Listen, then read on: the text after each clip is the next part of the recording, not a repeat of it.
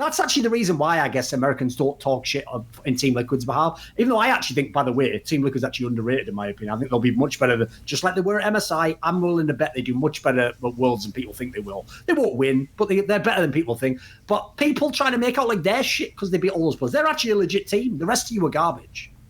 I think so too, yeah. I mean, I think Team Liquid is like, they could... I think Team Liquid and Fnatic were like kind of similar as well, like in... Not in playstyle, but like in strength at least. I think if we played against Team Liquid, maybe. I mean, of course, it makes them worse. It makes them weaker that they play in America and they have to play like this kind of competition every single day. And now that we have competition in Europe, it's better for us, right? So maybe it will be a kind of a mismatch right now. But I think they all have like pretty good players and experienced players that have like performed before. So when they go into a boot camp, and now since their first seed, they will have like a long time to iron a lot of things out that maybe there's like issues with the team or they make a lot of mistakes. So I think for Worlds, there's like no reason why Team Liquid shouldn't be like a threat to other teams, right?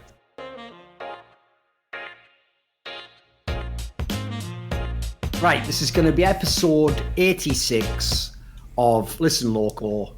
We're back with one of those guest episodes. Or actually, Loco, I don't know if you saw this. I shouldn't even bring this up because, like, to be honest, you shouldn't really like feed haters and trolls and stuff. But that does make up a large percentage of our audience. So I just want to cater to everyone. So I will say, Loco, I actually appreciate probably the most like spiteful comments that people say is like, obviously, and this isn't a diss. I don't watch the Face Check show, not as a diss, as I said, just because if anyone knows content creation, like no one has time. Like we don't have time to watch like 10 hours of other people's shows. Like, we have to do our own shows, watch the game and live our lives, hopefully. So I only normally know the stuff like yourself, Face Check, if someone like links me to a clip or says something. So I've noticed the most spiteful comment that haters say is they claim that all that happens is you just collect everyone else's opinions from that show and then you just use them as your opinions against me on this show, which to be fair, I think is perfectly reasonable because it would take about 4 North American analysts to be able to match up with me and even have a chance at losing gracefully. A bit like how Fnatic tries. Oh, they just try so damn hard in those matches in playoffs, don't they? Oh, they come so close. Please, just one more game, please. And then they just don't get it in the end of the day, and that's all that matters. In the end, the superior team, analyst, show does win. So, welcome to the superior show, Wunder. How you doing, man? Thank you. I'm glad to be here. Good. Did you hit 60 at Wunder? The world of follow-up questions already. Okay, I'm 59, so really close. Oh, right. Took Reckless loads of years to get to that many fangirls. You're fucking on pace, mate. Anyway, so, right, for the rest of this episode, no, that was just the visits to the doctor's office. Inside joke there for anyone who knows the European scene. Right, anyway, bringing it all back. Let's just start here. So, one thing I wanted to discuss here, Wunder, is obviously we're going to get into the finals and all those epic matches that, I joked about were some fucking amazing games, and then the possibility of going forward to Worlds and stuff. But first of all, we should talk a bit about the actual split itself. So one thing I wanted to ask you was this, right? In these playoff games, and we'll talk specifically about the playoffs themselves. Obviously, you guys only played Fnatic because you just played the Juggernaut match and then the final. And I actually think in the playoffs, I would probably pick you as the MVP of the team. I thought you actually were the deciding factor of both series. The games that you won, you were massively winning out in your lane.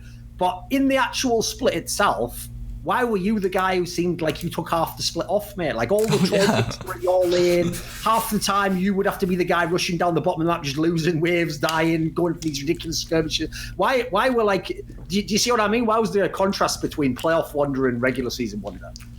So first of all, I think that one of the big reasons was like how we decided to draft as a team. So like most of the games we needed some kind of wave clear champ. Let's say we had like Yasuo bot, which we got like a lot of games actually in the split. We got like something like this, and then later on it was like permabanned against us. But we had like Yasuo bot, and our mid laner had like he had like an assassin flavor of the month, right? So he wanted to only play like the assassins, no mages at all. So I just had to go on like Victor, for example. Was like a big pick.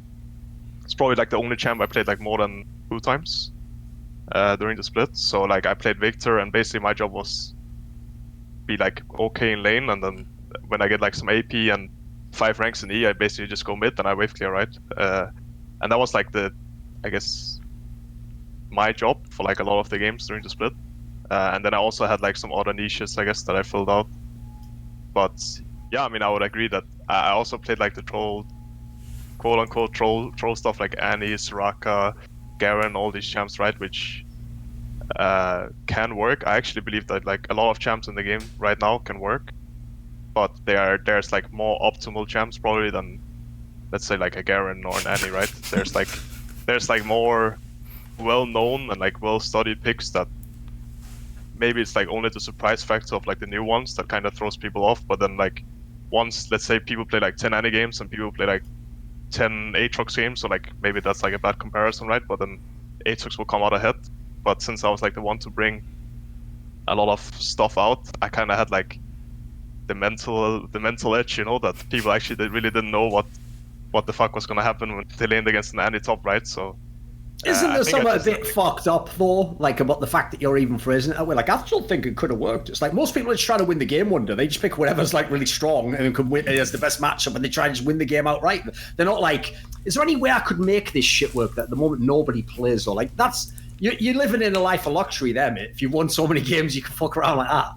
Yeah, it's true, but also at the same way, I think it's really important, and it's like a team thing we have, that we need to like have fun and like sure, not just grind every day, right? And that also comes like down to solo queue as well, where like personally this split I've had like a lot of trouble also with how solo queue has turned out from Riot's side to like take it really serious all the time. And in what way? Like people trolling or something? just like I think the matchmaking has been really like messed up pretty much the entire year, and yeah, I mean, there's like a lot of people who are in my games that kind of don't deserve or like don't play like as Masters players or something. yeah, like I mean, there's been like a whole social media outrage about it, right? So I think just like having champs like Annie, for example, that I can spam 20 games off and like have fun, you know, while doing it, instead of just playing like Aatrox 20 games, for example, or like something else that I've played maybe like 500 games off in my career, like in Scrim, solo queue, and stuff like that, the last 1 year, you know. Instead, I just play like Annie and I make it work, and I make it work in scrims, maybe like 1 or 2 games, and then I pull it out on stage. You know, there's like that kind of motivates me more to like, yeah, play Sure. stuff like this and like just play a lot. Well, this is actually a topic that we've discussed many times on this show, because obviously your team has so many times in interviews said basically like we have a lot of freedom as to what we pick, and you know, the actual atmosphere is supposed to be have fun while you're doing your job as well. Obviously, Ocelot themselves bigged up this angle a lot. Well, one thing that I actually thought we could tie this into is, so in this split, at the beginning of the split, everyone said like, "Oh, there's no way G2 will go undefeated," you know, because the games, like even the game state at the moment in League is very messy and it's hard. You know, it's not like the old days where the Koreans can just close out the game very cleanly every time. But actually, from watching this split, I even made the point earlier. I don't even think G2 could go undefeated.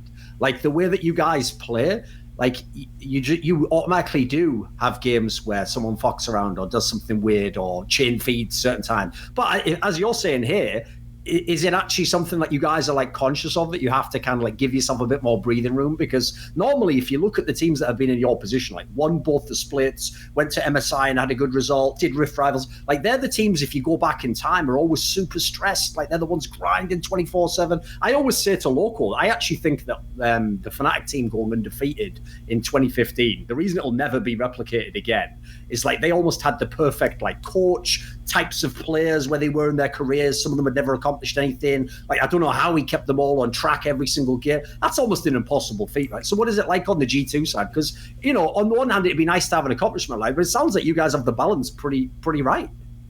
Yeah, I mean, I think after MSI, like especially since last split as well, we had like a pretty good record. We were like 9-0, like, and then we lost to Fnatic the second part of the split. We were like, after MSI, we kind of wanted to go 18-0, right? We wanted like the perfect split, but we also knew that we had to like start playing LEC again like 1.5 or 2 weeks after MSI ended. And a lot of teams usually have like, there's like a pretty substantial evidence that like after MSI, a lot of the teams they like lose first couple of games, so they don't have like a very good record in the start. So we also knew that we had to like catch up a bit maybe. Even though that didn't really end up happening. Like I don't know if the European teams just weren't good enough, or we just like it was kind of we just took off where we left from MSI basically when we started playing again. But yeah, I mean, after we had like a good record in the split, we kind of wanted to go perfect split again. But then like once the one game against Fnatic where we like messed up and like we roll swapped and everything went to shit really fast, we just like decided after that we could like have a bit more freedom in like how we approach like certain games, and we could also like avoid burnout in a way by not for example, we had like 2 off days a lot of weeks where we didn't actually practice compared to only having one, which a lot of teams have. So I think we just like tried to avoid burnout, make sure we could go to Worlds and go to the World Final and still be hungry to win, you know. So that's basically like what we decided to do as a team, and that also meant us having like freedom and being open-minded with each other to play like different champions and just make stuff work, that so we don't sit in all our scrim games and play like the same 3 champs like Fnatic do every day, you know. So wow, that's actually a really big development, because if I think about like the old mega teams that were really dominant in their regions, like the TSM one with Hunter, Bjergsen, Doublelift, and then when we think the 2015 Fnatic, like they were extremely uptight teams, and they definitely suffer from burnout going into Worlds and during the regular season. And even the TL of nowadays, people within TL and even the analysts from the team that came on, Case, talked about how much of a problem motivation was and getting people to play every day, to be try hard when you're better than the competition. So to hear you guys deal with it by taking 2 days off and giving everyone freedom, I'm pretty surprised to hear it, because I knew you guys had a bit of a looser, more fun environment, but I would never imagine like 2 days off a week. The only thing is though, like, I don't think any of these examples are examples of where like one's right or one's wrong or this is the way it should be done, you know. Like I would even add in, if G2 had different players, I don't think they could have as much time off and they could fuck around and have fun in the game as much as they do. Like, I mean, like an obvious example would be if you look at like Schalke's team. Schalke's team still has a lot of flaws now at the end of the fucking year. Like, they can't just take days off and take loads of scrim. They probably need to put in more work now than they did any other time of the year to try and get their level up. Also, they've got such like obvious win conditions in certain areas. They can't just have one way to play the game. What the fuck was that sound? Oh, I was drinking a water bottle. Oh, it got crushed a little, and then yeah, go ahead. Hard life, isn't it? Fucking hell, like an Evian bottle disaster going on in the background. What the fuck? It sounded like someone just shot a gas canister or something. I thought your fucking head was going to explode.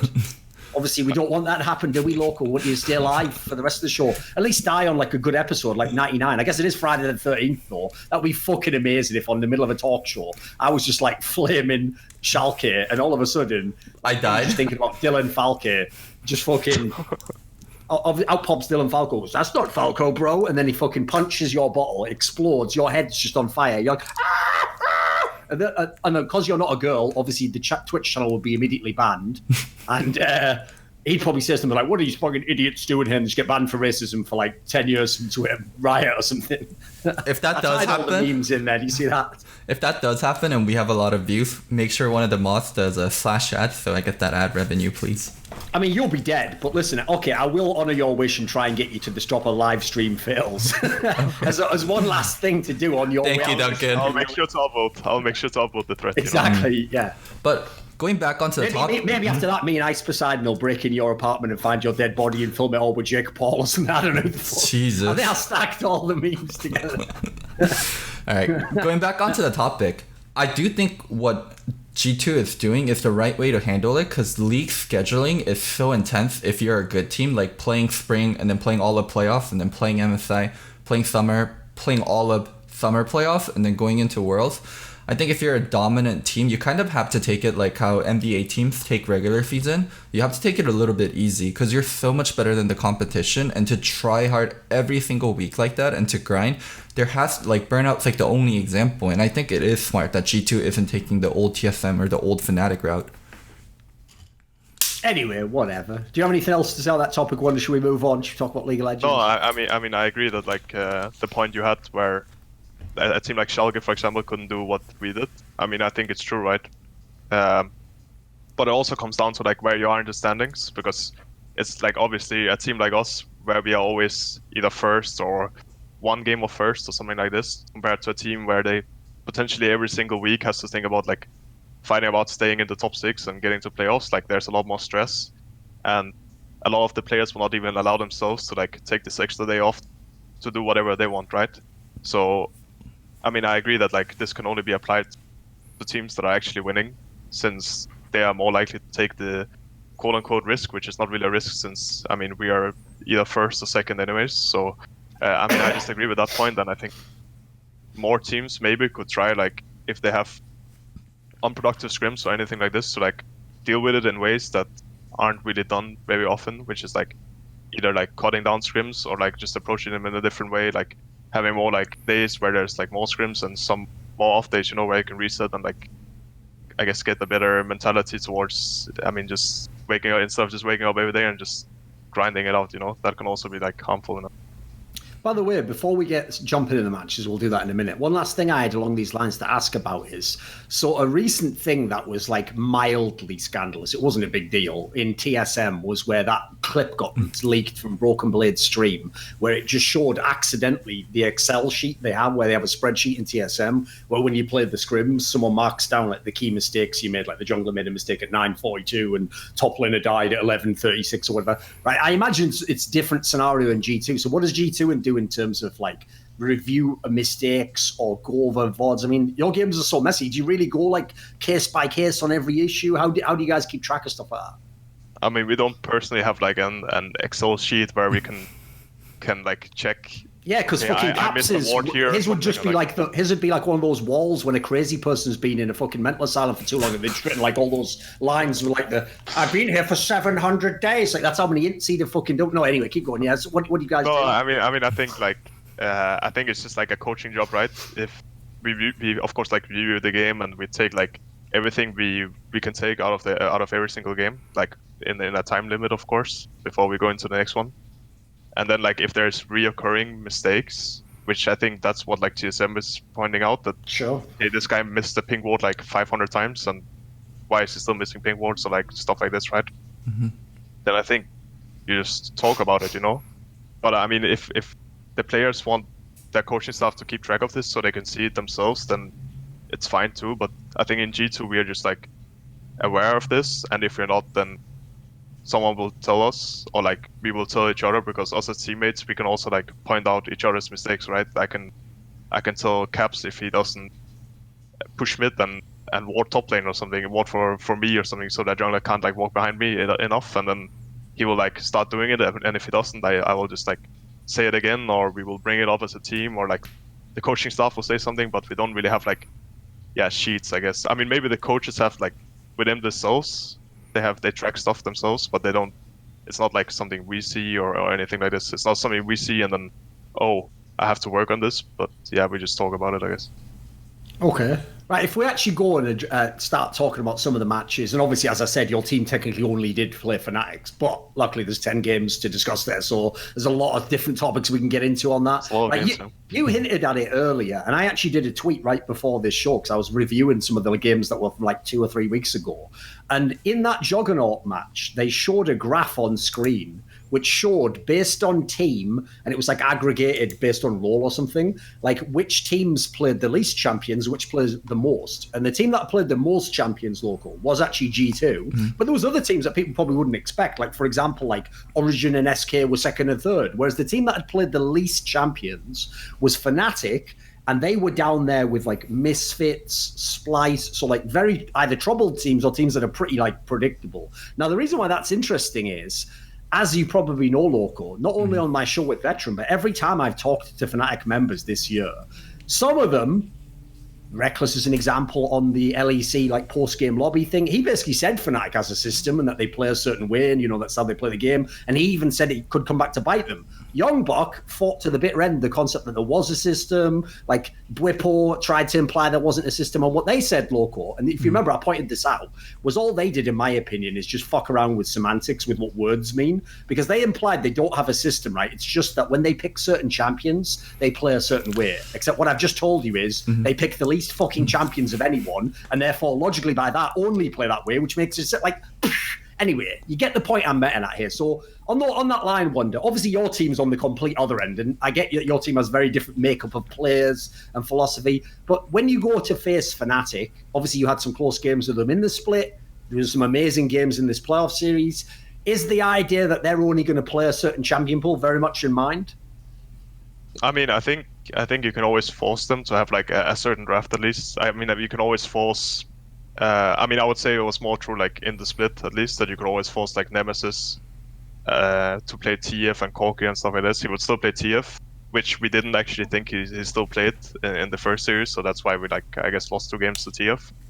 And you can always kind of know that Bwipo is gonna play Aatrox if it's open as a blind pick, and then if in second phase that Aatrox is banned and he has to blind pick something, it's probably going to be like GP or Renekton, right? That's like his 3 champs.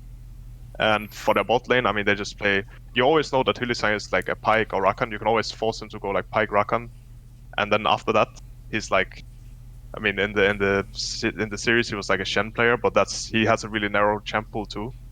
At least what he wants to play, he can probably play more champs, right? And I think Broxah, he played like Lee Sin, Gragas. That was like his 2 champs for a very, very long time. And he was very bad on Sylas. He didn't play Kiana at all, so they had to permaban that. Nemesis didn't either, I guess. So yeah, he was like it was very easy to read.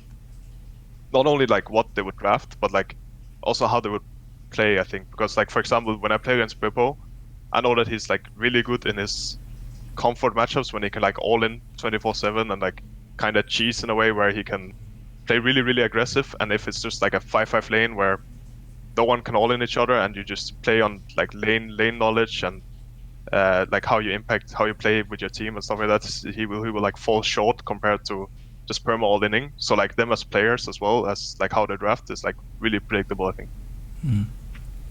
Because actually, like, I mean, do you have something, Loco? Well, just touching on the system thing, like every team has a system. Like the way they shot, like they don't go into the game randomly, and the way they draft is because they played a certain way in scrims and they want to emulate that on stage.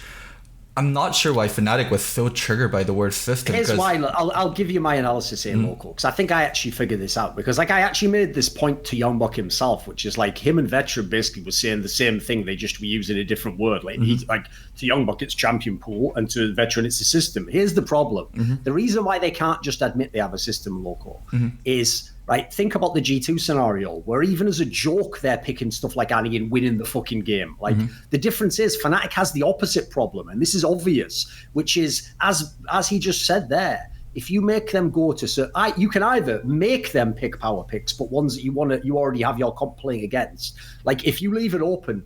In what world is Hylissang not going to pick Pyke or Rakan if it's available? So you could actually literally have an edge in your comp from that, where he's going to pick that. Or, on the Broxah example, right, it's all well and good if you go with... He's just playing, Lee Sin and Gragas. They're in the meta. It's like, where's Kiana?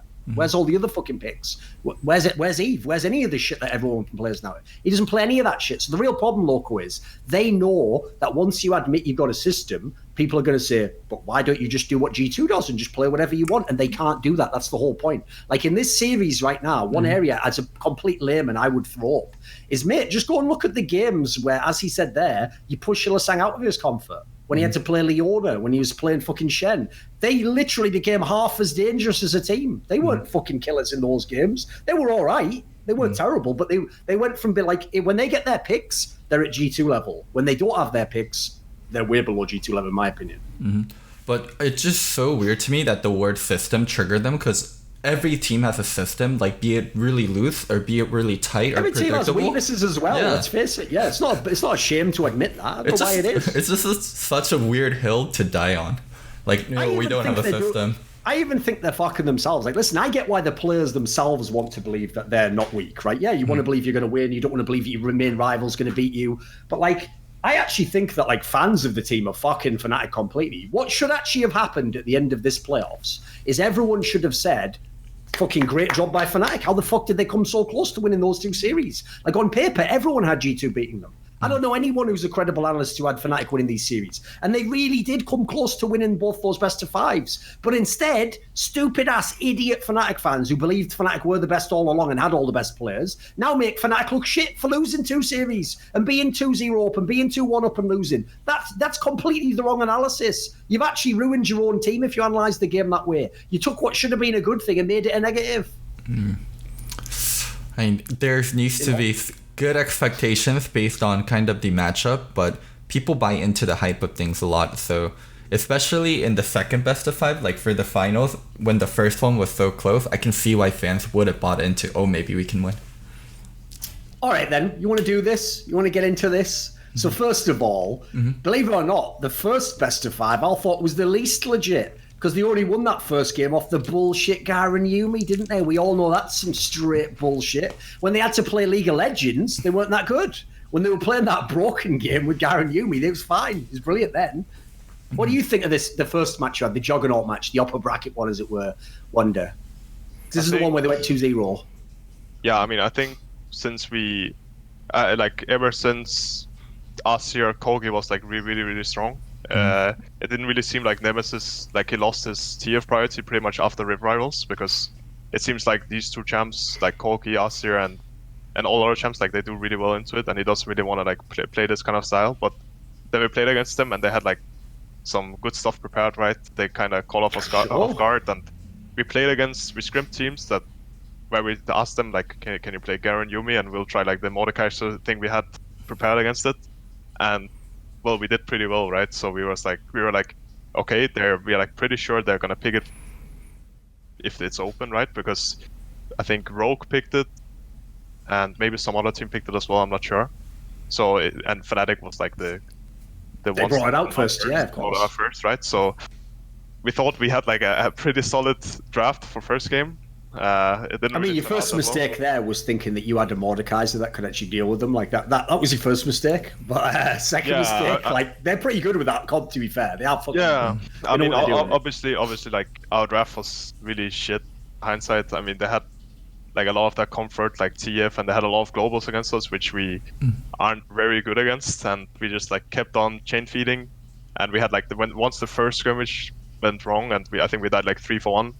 It was like kind of game over already. Like they could just press their R buttons and stay AFK until their ults came up again, and they would like probably win this game. So yeah, I think we were just like very poorly prepared coming into first game, or like we didn't really know what would happen if we fell behind. And I think it was just like game over after 5 minutes. And I think the second game as well, we still didn't ban the TF, even though, because we thought it was like a Yumi. Yumi is pretty good with TF, and Garen Yumi is pretty strong too. So, and Caps did really well into TF and lane, right? So it was mainly on us to not like into TF, and we ended it. So we just had to ban it the next 3 games, and then like it was a completely different story. Even though game 3, where they played standard, they got ahead, but then they couldn't close out the game, and then I think it was pretty safe to say that. I mean, at least from looking at their faces after those games, they were like really, really tilted, and we were very confident that we would win after game 3 at least. So I think we were all just like, yeah, I mean, we all knew that it was over after game 3, even if it's really cocky, but I think that was like how it felt for everyone on the team. So. One thing I wanted to ask you guys was, you guys consistently ban Aatrox against Bwipo and Aatrox also in regular season. Is there a reason that specific pick is something you guys never try to play against? I think the reason we banned Aatrox in the regular split was if we prepared like... I mean, I think a lot of the kind of unconventional top lane picks you can play are countered by Aatrox, because he's so punishing for a lot of ranged top laners that can't really fight with him when he jumps on you, and like I think he's just very safe and he scales very well. So if we wanted to play something like Annie, or wanted to play like Victor or Soraka, we just banned Aatrox. But for like the Fnatic series, I think it's mainly just like Bwipo is playing a lot of Aatrox, and I don't think we had like other bans that we needed to do. I think it was just like better to either force him off Aatrox, or I could play against it if like let's say we didn't ban Aatrox, they would maybe first pick Aatrox, and we got something in return that was really good for us, right? So that was like the two things we had up in the air, and I think we just didn't experiment enough with like playing into Aatrox, so we just like kept the ban.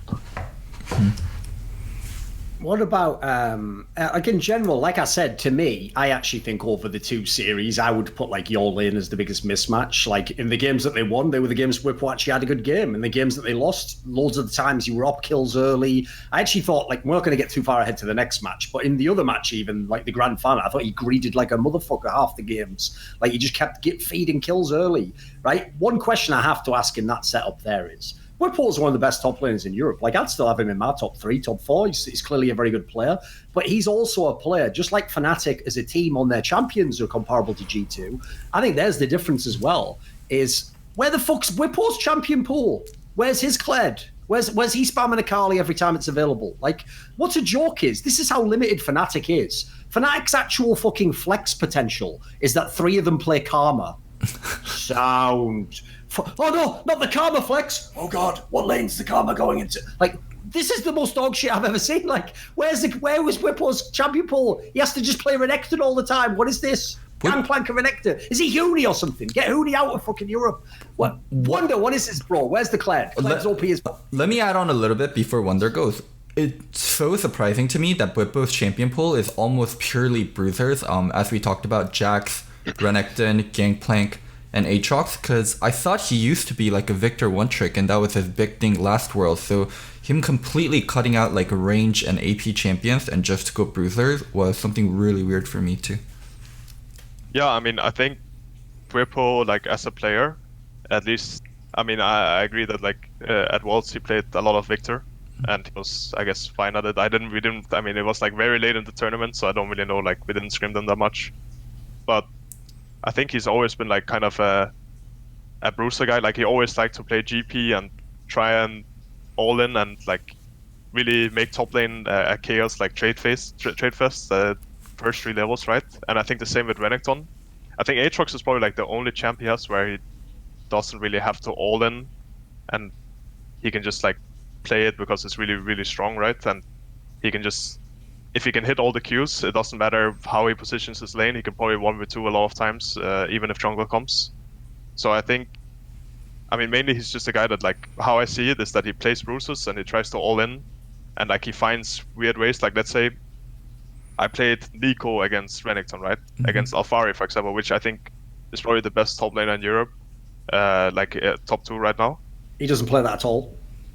No, right. But let's say I played against Renekton, right? Yeah, sure. And he would know that Loco wins against Renekton and gets pushed in early, so he would like maybe start Q or something, and he would stay in the bush and not get poked a lot and just like Q the wave, take as many CS as he can, and then when he gets his items, he would maybe like try and all it with his jungler, right? That's how he plays. But I think how Whippo plays is like he would start E on Renekton and he would dash in on me, you know, and like try to trade as much HP as possible, even though it's probably not good for him. And I think if he plays against the top laner that's like very surprised by, wow, he just all-ended me, what do I do? And now I'm like shaking, you know, and like I don't know how to deal with this, then it can be very punishing. But I think once he plays against a guy that like knows what he's doing and can just like stay calm and play the lane like he's supposed to, then I think he kind of just like falls over, and then he doesn't really do much. I think he doesn't really have like very good lane understanding. Like he doesn't know like how to manage his lane. So all he does, like in my mind, is like all in, and I think he's very good on that. And that's also why he plays like Jax and Renekton and champs that can actually go in and 100-0 force a solo kill. You know, I think if he plays like Karma or even Victor right now, it's not as good as those champs. By the way, just for the sake of the conversation, actually, if we're going to talk about you guys versus Fnatic, we'll just combine both the series. So we'll just make it interesting topics from both. And, you know, that way we have more information to go off. We're not going game by game. There's too many matches for that. So along these lines, that's something else I wanted to ask you about, actually. In fact, I want to get your take on this as well, Loco. Right? If you watched any of the Fnatic versus G2 games, like, The joke for me is whenever they move the camera down, you will always miss a kill in the fucking top lane because there is a kill in the top lane in those games in the first 3 minutes, like every fucking game. It's just no one knows where it's coming from. Probably the most hilarious one, I'll just throw in as an aside, Wunder, is it literally wasn't anyone's fault, but Yankos actually next level fucked you when Broxer was on Lee Sin on that game where Yankos was playing Gragas and he came out of the brush and you were on this side. And he came back down, and Lee Sin just went over the wall into the brush. So on your map, it would look like there's no way the jungler can be there. And even Yankos didn't see him, but like that was just pure coincidence. But he absolutely fucked you on that one. Like the map wrecked you completely. I think there was like a 1 second warning. Oh, Lee Sin is in the bush, and then I got killed, you know, and I'm like, oh shit, I'm dead. But I think that was like, all misplay about like how I played my game. But what do you think of that in this sense though? Because why is the top lane why is everyone so horny to get a kill early on? Because as you were saying before, like obviously it's Bwipo's style, but you were like willing to coin flip with this motherfucking crazy. Yeah, I was ready to trade. Yeah, I think it was pretty fun to like. I think it once he's very good in his comfort zone, as I said. Like when he knows like I can all in level 3 and maybe force a solo kill, but like once he plays against someone who's also like in his comfort zone and also knows, okay, he can't do this and I can't allow him to do this. I think the game just turns out like this where there's a lot of trading and someone comes out on top. Like if he plays it better, maybe he wins, or if I don't know like what he can do at any given time, maybe he will go for an all in and he will solo kill me, right? But I think if I just know how the matchup plays out and know what I can do, like to almost to the limit, then there's like no issue in laning against him. He will just like he will not be like as strong as a laner as someone who would play it smarter in a way, like more conventional, I guess. Sure. Because for me, like I've alluded to, I think that's one of the areas where it's going to be hard for Fnatic every time they play G2. Because as you say here, basically that's the way Paul wants to play that way. And against so many other players, he would just get away with it. Like they're not going to play mad aggro, go for some mad coin flip at fucking level 2 in the game. Like, who wants to do that and be down a kill? What do you think, Loco, on this topic in general? Bwipo being overly aggressive and how G2 deals with it. It's kind of like Huni and NA. Like, if you feel like you can beat people all the time in lane and you can be aggressive and you can have jungle support and you can kind of outmuscle them, like, you'll beat people worse than you all the time. And that's kind of what Fnatic did. And a lot of their playstyle is so focused on that. Like, them running Garen Yuumi, like, they don't have to go there early game. And they have strong solo laners they can play off. They have a strong jungle they can play off. As Bwipo talked about, when it's one-dimensional and it's obvious and you also feel like you can be better than them, it's really easy to handle. But for teams that can't handle like the all-in consistently and that also don't have as good of junglers like Jankos or Broxah, then it becomes a problem because you can't handle the top lane 2v2 anymore and you kind of have to start forfeiting top lane. Right. Listen, obviously, Wunder, everything we're saying right now is really disgusting, hateful comments and biased analysis because to Fnatic fans, that's what you just call analysis of League of Legends, right? But in a world in which I'm not even going to say we're going to be even-handed. I'm equal rights in terms of flaming people. So I will say this, Wunder. I've got a question for you, right? Do you yourself, when you play with Caps, think that he makes like the right decisions most of the time? I think like he makes like a lot of times, like I think all of us makes like the wrong decision. I think what kind of saves us is that like even if someone makes like a really really weird call that maybe okay we are like holy shit this is like really crazy, right, and it might not work out, we are still like on board with it, so we don't mind 5 people flashing on someone and just trying to one-shot someone if it's like our last hope to win the game, right? So I think like he makes a lot of weird calls, but he also has like some next level genius stuff where he like camps in a bush somewhere, you know, and then like he's on like an insane flank and we just win the game, right? So like he has like some really good stuff, but maybe it's also because like he's like that kind of player that looks for stuff like this a lot, that sometimes he will just run it down and end. So there's like the craps and claps, right? So just have to get lucky on the day. Oh, there's craps, which is when he plays bad. There's claps, which is when he kills everyone. And then there's chaps, which is the stuff that all the G2 fans have to put on their lips to kiss this motherfucker's ass and tell me that he never ints the game. Like, Loco, you know when we had that episode? I think it was actually the one with Whipple, wasn't it, maybe? Where I made this... No, it was the Artemis one, where I made that... The Jensen caps. Yeah. I said, like, there was a world in which, depending on what team you had, I would pick Jensen, right? And I also said that fucking Caps is the most overrated player in the world. And the reason why is because people act like this is Faker in Season 3, but the difference is Faker never fucking threw games like that. He maybe occasionally had the odd time he didn't get the kill. That's about it.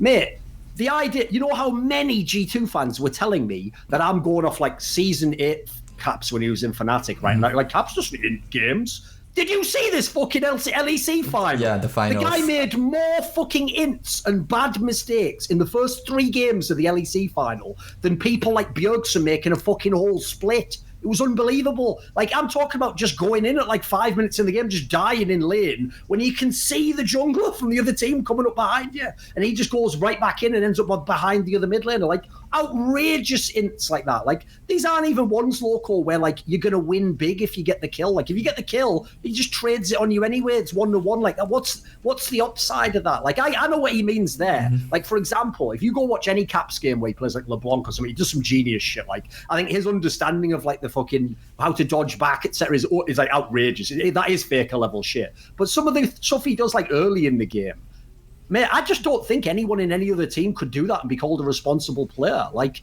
if you're the star player of your team and you do those ints in a different team, if you're in a Schalke and you're the best player, you've just given the whole game up there. Like, it's over, game over. I think one thing that people have such a hard time doing is actually take the craps part of Caps and the bad games he has and average it out with like the absolute top tier games he has. Yes, you're not supposed to ignore either. Like, I'm not ignoring the sick games either. I'm just saying, like, I've never seen a player this good, but who also does as many, like, I just think bad decisions early in the game sometimes. As like G2 makes up for each other whenever people are failing. Like, Caps, he's surrounded with so much talent, so he has freedoms to make mistakes like this and still come out ahead. And also because G2 has never lost a best of 5 before, so it's really hard for people to see like, hey, this could be really problematic when you face better teams. I mean, I guess they faced the best teams in the world at MSI and still came out ahead. But when you go to Worlds and there's constant competition like this, I think it's going to show up more. I think Caps definitely has the potential to be the best mid in the West, but so many fans, especially G2 fans, get kind of clouded in their judgment in terms of how they view Caps, and they just take the good of it and they're like, this is who Caps is, and not really average it out. As Caps gets older, I'm sure he's going to shore up the mistake a lot, but right now he is very mistake prone sometimes. Like, I'm not hating. By the way, I still think he outperformed Nemesis overall. If you look at all the games, I think he was the better mid laner. But, like, this is one thing I don't understand. Like, just because someone's amazing doesn't mean you can just ignore when they make mistakes. Like, you still call that out as well. You can criticize any player. Like, probably the best example ever, Loco, of fans just not wanting to hear criticism, is people like Kelsey, fucking Froscorin, have for years told people the flaws Uzi I had as an AD carry. And every fucking Western fan just ignored it the whole time and made out like he was perfect. In fact, they even used to literally, back when Doublelift never won any titles, they used to say stupid shit to him like, you should play more like Uzi I. It's like, if he played more like Uzi I, he'd be even worse. Like, that's the most selfish style you could ever have. The guy literally would feed all the time in LPL. So anyway, whatever. Like, what do you wonder? You got to support your teammate on this one. Come on, do you have a side on this we're not seeing?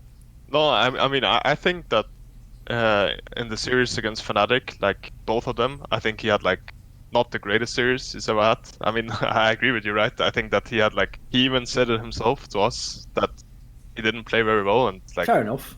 I think it's true that some games, like, he died to ganks. Like, a lot of games actually he died to ganks mid where it was called out, and I mean, stuff like this happens, right? Sometimes you're just in the heat of the moment, and sure, he's playing against like his old team as well, with 4 of the players that he played with before, right? So there's like a lot of, I guess, tension, and maybe he was also, yeah, you're incentivized to make a hero play and try and prove yourself and all that stuff. Yeah, I mean, sure. He's like playing against a lot of players he's played with for like 1.5 years, right? So there's like just a lot of thoughts in his head probably, and maybe sometimes it like clouded whatever he wanted to do in the game, and then he screwed up, right? But I still think he played like well in the series, and was someone we could rely on if we had like a I think, for example, the two first games, even though we in the first time we met Fnatic, he was like playing really insane, and we lost those games because we held him back, and we played poorly. So it was up to us to like step it up. And then some games he didn't play very well, right? But then we were there to have his back, right? So we had none of us were like perfect players in the series we had. And I think Caps has had like better series than what he showed against Fnatic. So yeah, I mean, I don't know if I would call him the most overrated player. I don't know how highly like he's rated right now. By the way, I'll just give you a point on that one. Like, you have to realize, first of all, the formula to how this shit works, Wunder, is you go like this, right?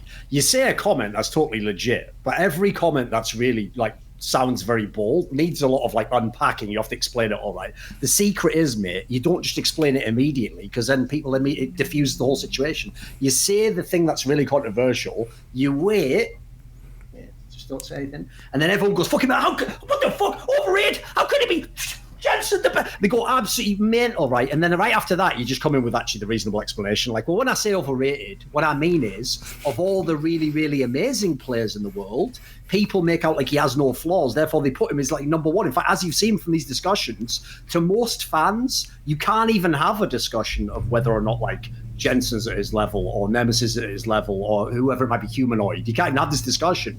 Whereas to me, like, first of all, you can definitely have that discussion. I don't think they would win, but you could have that discussion. You could set up that argument. Like, obviously, you'd say stuff like, do they have the same teammates? What meta do they play in? What's their responsibility? There's a million angles you can go with. But I would just say this. The problem with the whole term overrated is it's just a trigger word for a lot of fans. Like, if they hear overrated, for some reason they hear bad, which is very different. Like, I'll give you an example. If someone said right now, let me think of what a good example would be. If someone said Doublelift is the best player in the entire West, he's probably pretty overrated then, because he's definitely one of the best, but I don't think anyone would make the case he is the best at the moment. The problem with that is there's two ways you can do overrated. You either get the worst player who's way above his level, so obviously that doesn't apply to Caps, because even if he's like second best, that's still pretty fucking good. He'd only be one overrated, wouldn't he? But in this scenario, like, you can definitely do it for great players as well, because there are definitely a lot of great players get overrated, in my opinion. Just because it's the nature of being a fan. Unfortunately, when you're a fan, people just try to ignore all the negatives and all the stuff that go, and they just only look at the brilliant games and they go, oh, when Reckless gets Tristana though, it's like time just stops when he's in the air. And then, like, I bet as Reckless does a fucking Tristana rocket jump, it's like that scene in X-Men Days of Future Past where the fucking Quicksilver's running in slow motion and he's just listening to music like do, do, do, do, do, do. That's like Reckless, like, yeah, on my way in to get that fucking pentakill, boys, yeah, but I'll be rocket jumping out if I get attacked. About. Because one thing to say, by the way, that scene in X-Men Days of Future Past, brilliant movie, by the way, garbage scene. How would it logically make any sense that while he's running at that speed, the music plays at normal speed in his ears? Think it through, you fucking idiot! Who wrote this movie? That doesn't even make sense. What, no one in the whole movie? No one sat in the fucking thing with a script? That doesn't make any sense. Why would the music be playing? Or are you going to tell me he sped the music up, did he? He sped the music up and played it like 4 times fast. I don't think so. Doesn't even make sense, Bryan Singer. Fucking watch your life as well. I know the shit you're up to. So anyway, now that he's called out, we can get back to League of Legends and Fnatic. So here's the thing I want to ask now is, what do you think of the whole angle people had that Hylissang was like the best player in Fnatic? He's like the guy who's the core person who makes the team run and all that stuff. It's a theory a lot of people have put around. What do you think of it, Wunder? I think just in general, like both the series we played against Fnatic, I think that bot lane was like probably the best part of Fnatic. I think just in general, I mean, there were like a lot of coin flip games, just like as in top lane, like there were a lot of 2v2 kills both ways, but I think just how they played the game and how they played the map as well, I feel like they were like the ones that Fnatic wanted to play around, and they like quickly decided that if our bot lane, like it's our bot lane that has to carry if we want to win against G2. And I think they did their job like really well. I mean, we went to 5 games both times, right? And Hylissang was playing pretty well. I think Miki was not very happy with how he played in comparison. I think he is like, I think still Miki is like the better player, and he's really insane mechanically, and he's also doing a lot for the team.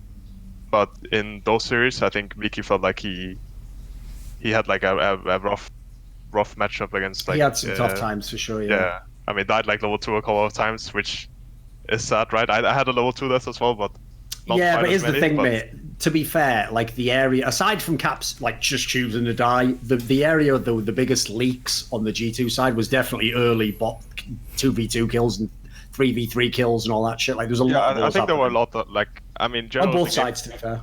generally like the game plans. I mean, for a lot of like good teams right now is, I mean, better bot lane wins. It's like kind of the motto, right? And I think we tried like a lot of times to force plays on bot lane, and maybe like because it was stage game and it went wrong the first time, we like tried to overforce it a bit too much instead of like just cutting our losses and maybe just like trying to play a normal game. But we like quickly made it like a fiesta around bot side, because that's kind of how you snowball and win the game really fast nowadays, is get your bot lane ahead. Also, if you're playing the really OP champs right now, like if you're playing the AD carries like Kai'Sa and Xayah, you can like 1v1 a lot of solo laners as well with a big lead. Like especially Kai'Sa, this champ is like so giga OP. Like it's probably the most OP champ right now. And if you're playing the mages like Syndra, like Perkstos, right? Like Syndra and whatever he plays a lot of shit. Then you can also like quickly carry a game and get your power spike and like start like 1v9ing a game like he did game 5, for example. So I think just a lot of the times we were hard playing around bot. And yeah, I mean, some games it works and some games it didn't. So that's kind of like the story of the series. Do you know something that'll actually blow your mind, by the way, Loco? This actual stat will fucking blow your mind. Okay. Like, you know, sometimes on Gamepedia, the site that we all use to like check the stats and all that sort of stuff, right? Sometimes it can be bugged. But when I had a look here, this actually looks legit, believe it or not. Right? So if I said to you, Loco, Pyke, signature champion of Mickey X, right? You think of Mickey X, he's fucking amazing on that champion, right? Highlight players, got like, right? According to this site, and I think it's accurate, he has only ever played 8 competitive games with Pyke. That's just how good he is when he is on it. Like in your brain, in my brain, I feel like he's played it half the split. Like Hylissang must have played it like 2 or 3 times more. It's actually ridiculous, the disparity there. It's just that he must just be so dangerous. Everyone just bans it against him or something. I think there are a lot like Pyke is kind of like a Thresh for support champs. Right when Thresh got out, like every support had like 500 games of Thresh and 50 games of like second most played, right? And I think it's the same with like when Pyke came out. I think Hylissang and Miki had like so many more Pyke games than anything else, and I think they like kind of made a name for themselves. And even when I think like a lot of supports in the league like respect Hylissang and Miki for like their Pyke and champs like this because they're so insane at it. So I think just like even if you only had 8 games, there's like just so much presence around Miki's Pyke pick. Like whenever I just thought it was a shocking stat though. You would think it'd be like 30 games or something, wouldn't you? You wouldn't think. Yeah, for sure. I think the champ is also like, it's maybe a bit overrated in EU. It for sure shouldn't get first pick, and I don't think other regions should first pick Pyke either. No. It's just because of like the matchup we had. And it's also like exposable to like a Pyke first pick could, as we saw like the first game, TF and Nocturne, all these champs were like Leona. really insane against it. Yeah, Leona as well. Like even though Miki says it was a good matchup, like the Leona stun into like TF ult and Nocturne, everything was just like very hard for Pyke to play against.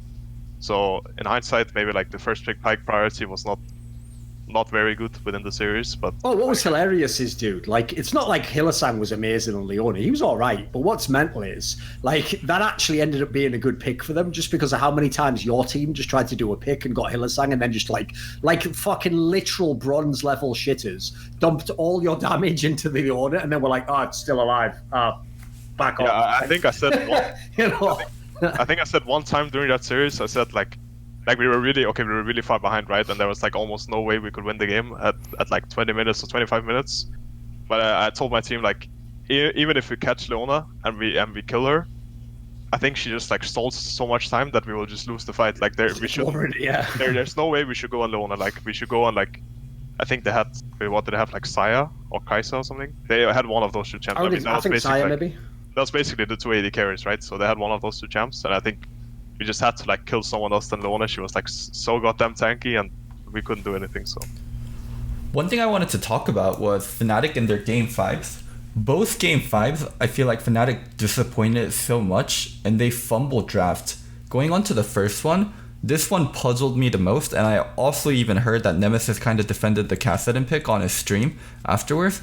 They picked Akali. Nemesis is one of the cockiest motherfuckers I've ever heard of. Considering he never talks, how is he so cocky every time a word comes out his fucking mouth? Like, yeah, brilliant. Okay, listen, I know because you've seen Perks come from some not so great country and just start banging in LEC. You're like, oh, I'll be the next Perks. It's like, mate, be the next fucking Fnatic mid laner. Like, calm down. Where's all this attitude coming from? Like, you're just a guy with a like fucking 10% too large nose who just plays half decent on fucking his ear. Like, do something first.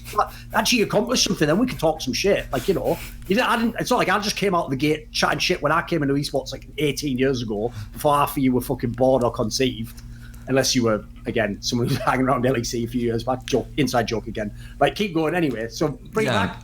Going back to Fnatic in their game 5. I'm going off today, mate. I don't give a fuck. Keep going. In the first game, they have Akali Elise. And I know for a fact that Akali wasn't supposed to go to Bwipo. I mean, we talked earlier about how he doesn't play. He doesn't play it. Yeah, exactly. And they give Bwipo Akali, and they pick Kassadin for Nemesis. So they have a full AP top side of the map, at least Kassadin, Akali. And what the hell is the Kassadin for? I mean, Kassadin's really strong when you get level 16. When you use it as a counter pick versus mid lanes that are free, like Sylas isn't a free pick or like a free matchup for Kassadin, and also the game's just not going to go to 16 and you pick 3 AP. That pick just blew my mind. Like, what were you guys thinking? Honestly, I think the fact that I had like triple AP topside was like for sure the worst part, because I think Kassadin in lane is like, I mean, the weakness of Kassadin is that he will never get pushed, right? So like he will never get pushed, but I think against Sylas he will never like lose trades and lose lane either. Like, he can always like kind of stay even on CS. I think just like the weakness of Kassadin is that Sylas can push and roam, right? So he can impact the map, and then it's up to us to kind of make sure that the game ends before Kassadin becomes like a 1v9 machine, right? So, but like for sure, I think the worst part about the Kassadin pick was that they had like Akali and Elise already, right? So it was like all trash for them to play topside.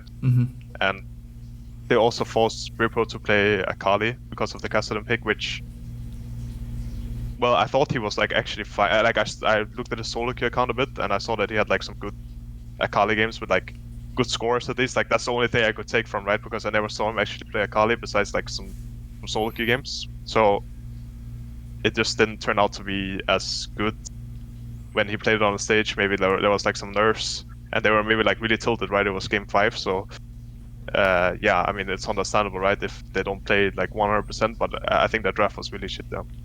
Thing is, I'm with you though, Loco. Like, except for Reckless on Zaya, who the fuck got any champion they would want in a game 5 here? This is unbelievable for a game 5 draft. Like, there's zero comfort across the board. What a terrible approach.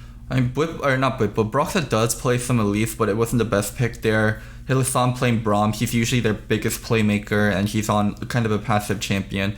Yeah, everything was just so weird. Like, Fnatic just breaks apart in game 5, and then going on to like the last game 5, where they picked Ornn plus Shen. Like, Ornn, what do you think? First of all, Wunder, what do you think of the Ornn Renekton matchup? I think for sure, like, Ornn. I mean, I haven't played against a lot of Ornns, right? It's probably like the first time I played against an Ornn in like 3 months. But like, I still kind of know, like, I mean, the champ didn't really. I still played the champ after they changed it because it was like so strong before they changed it. So I mean, I kind of had to try it, and I think it's actually fine. But maybe it's better. Like, there's like some jungle Ornns right now. Maybe it's better jungle because just the lane phase is like kinda. I mean, you just don't really have any winning matchups. It's not even like that. Like, Ornn has some matchups where he could win if the other player didn't know how to play against Ornn. I feel like every matchup as Ornn is like unwinnable if the guy you're playing against, like the player you're playing against, knows what Ornn does, right? So like as long as you, because like the W is like so trash now, he's like walks at you so slow, so you can even walk the other way out of it and you will not get hit, and you can like sidestep it and everything, and like the champ is just like so slow to play, but it scales well. So and I think their only win condition was really like the Arnold catching us off. I don't think that he could have picked like any other top lane champ. Oh, and just, you know, stall out the game till you get more items or whatever the fuck. Yeah, like, that's the problem with that part, is that was never going to happen. Like, look, none of these games go 40 minutes. Like, in what world are you going to get to use those items? Yeah, I mean, I don't think he could have picked like really anything else than the Ornn in that situation that would have like won Fnatic the draft. I think that draft was already like kind of hard to play beforehand, and I don't think top lane would have been so impactful that it could like change it up. I think the Ornn pick was like maybe like a comfort, maybe something they've practiced in scrims, right, leading up to the series, which I think had a chance of working, but it was also because we were like throwing for our lives that game. Like that game should have been over in 20 minutes, but we decided to make it throw at top lane, throw at wolves. So yeah, it was a crazy game. How I view the Ornn pick was they must think Ornn is a good matchup into Renekton, and I heard some top players do like the Ornn into Renekton matchup. But the thing that blew my mind is it's G2. They're just not gonna give you Ornn versus Renek if that's the matchup you want. They'll just swap Akali and Renekton. They played Renekton mid before, and Wunder definitely plays Akali. So did that bypass Fnatic's mind? And also, when you pick Shen support, one of the strongest aspects of Shen support later on is running 1-3-1 with it. You can't split push with the Ornn, so they're just 4 and 5 with Shen and Ornn made so little sense to me. And I also get the feeling they drafted Shen to be a solo laner, and then they were going to pick a support champ later, and then someone said Ornn and they picked it. Just Fnatic Game 5 drafts make no sense to me whatsoever. Yeah, I mean, I think in the context of the series, the Shen pick made sense, because he was picking Shen with like Tristana and stuff like that, and they were actually doing really well in lane, right? Even though like Miki was saying that this is matchups, like if you play better that they are supposed to lose, right? They were actually like doing pretty well in lane. So the context of the series, it made even a kind of decent sense. pick against G2, because that's another area I saw Caps do some mad ins. He would go for one-on-ones, which like the other guys are Shen on his team. You can't win this 1v1 anyway. He just does the fucking ult. It's over. Yeah, I mean we do die a lot to like globals, and that's, I mean, something that we had like issues with the series, especially against Fnatic, because they like to fight and we like to fight as well. So maybe like a team like, let's say Schalke, for example, if we played against them, they would maybe not even like ever be in a situation where Shen ult, or like we would both be low enough for Shen ult to even matter, or like they could force as many global plays as Fnatic does, but because like they just fight a lot with their champs and we don't like back down that easily, we tend to like die a lot to these globals they just throw at us. So yeah. Must be nice having your fucking bot laner in Game 5 be like, just pick me this mage, actually. I used to be a mid laner anyway, so I'll just shit on their team completely. Like, he made fucking... Like, it's not like he was doing solo kills, but just when you actually have that champion rolling in the bottom lane, it looks so OP.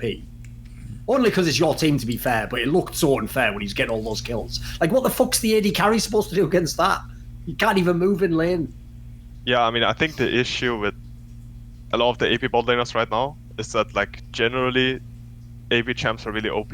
So, like, jungle champs, like Gragas, like, insanely OP jungler, by the way, like, predatoring at your lane with no counterplay, but, like, just champs like this, and mid lane, there's, like, all the OPs, like Sylas and Akali, they're pretty much traded every single game.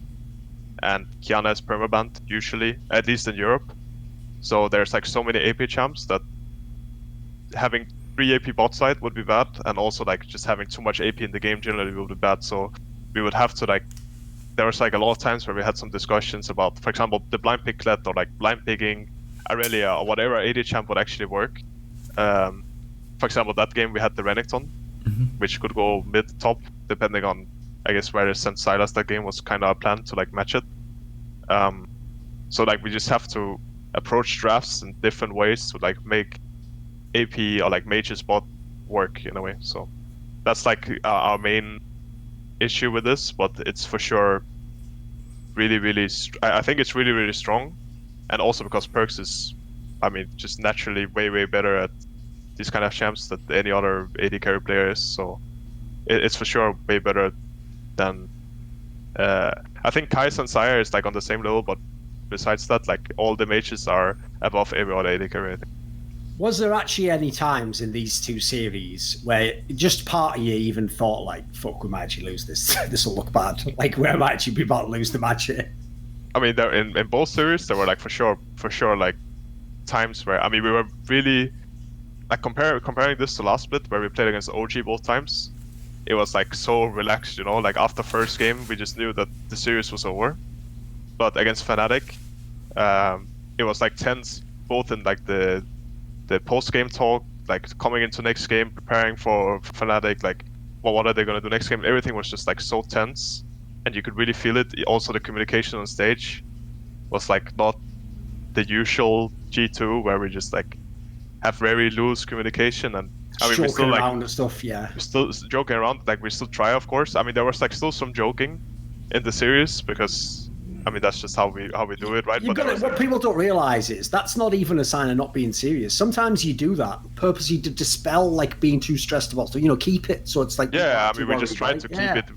Tried to keep like the mood a bit like we didn't want to make it on like we didn't want to get out of our comfort zone, right? We still wanted to like this is how we play and this is how we approach every single game. But like for sure that it was like way more tense than any other series we've played. Like even the SKT series, like this was on another level for sure. Was there actually like I realize in real life this stuff usually doesn't happen, but was there any actual like does Perks actually do any god tier shit? Like does he just wait in game 5 like everyone else is talking and he's just like we will win this game? Like does he do any movie level shit that like makes you believe you're gonna win? Because he's won a lot of fucking these game 4 and game 5s now. It's unreal how many series I've seen him come back in. Okay, I mean it's gonna sound really cocky, right? But we have like a lot of drafts prepared and like a lot of cheese picks prepared that we are saving for Worlds. So we are like during the series, even if we are 1-2 down, we're like we are for sure not showing this now, like because like we are not showing this now because we are 1-2 down, so it doesn't matter anyways, See like, Fnatic, you guys lose to backup drafts. See ya, I'm off to Worlds. It's over, Fnatic. You're losing the backup drafts, boys. They're saving drafts. You're losing the backup drafts. Anyway. So keep going. But like the Syndra draft we've already shown before against SKT, right? Yeah, exactly. So it was nothing new. It was just okay. I think we've played enough. We've tried to play enough like we're supposed to do. Now we can bring out. I mean, we always knew that all the bot laners would struggle against stuff like this. So in theory, we could have drafted it from game 1, but we just like wanted to play in a way that we wanted to play, right? We didn't want to just get the free win. I don't know how to put it. Like, exactly. It's hard to put it like that. For the attention of Fnatic, Sam Matthews, Youngbuck, everyone in the Fnatic organization, I'd just like to make something clear. Did you hear what he just said there? What he just said there was, you aren't even the summit of the mountain. You aren't the end goal for G2. You're just a stepping stone. And even though you guys tried all you could, you probably literally just ate, breathed, slept League of Legends, thinking about, I bet you had fucking like chalkboards up with like plans, like, and then he goes here, and then you come behind it. And you had like all fucking people waking up with flashcards, like, Nemesis, what's this? One of the 110 champions I don't play? Yes, exactly right. What about this, Hillesang? What's this? One of the 3 that I have to get or we lose the game? Yeah, exactly. It's one of those 3, right? Yes. They were doing all this system, They literally prepared the Garen Yumi. We used that in game 1. We got 1 cheap win. All we need is 2 more cheap wins and we get the series. The whole thing was about beating G2. Meanwhile, you have to understand, for G2, Fnatic, you were the whore that they fuck on the way to the club to get another whore to fuck. Like, understand that's who you are. That's the level, that's the hierarchy. Now that everyone's in their place, now that everyone knows who they are, now that actually Fnatic know they never truly will be a nemesis to G2, we put everyone in their place and we can continue on the conversation in a polite and reasonable fashion. Let's just have fun with it, guys. Let's not get too serious. Let's not get anyone's feelings over any of this shit. Like, I mean, I think the worst part is that we're not even saving for Worlds, right? We are saving for the world final, Like when I hear this from my teammates, like we're not saving it for the groups, not the quarters. Maybe this like some of it's right. I mean, we don't have every game to play semis and final, right? But for sure, it's gonna be like hopefully a faster series than what we showed against Fnatic. But we are actually like saving stuff for the final, like world final, not even like anything else. So yeah, I mean, sometimes I don't really know what to like think when my team says this, but I just like I go along with it at this point. It's just a part of it, I think. That is some like movie level shit though. Like that's the sort of thing that you're not supposed to do in real life, that you're only supposed to do in a movie. Like we're saving that for the finals in case we play them. Like, but the idea you could even pull that off is fucking baller, isn't it, Loco? Like I actually think that's a legit as fuck anecdote.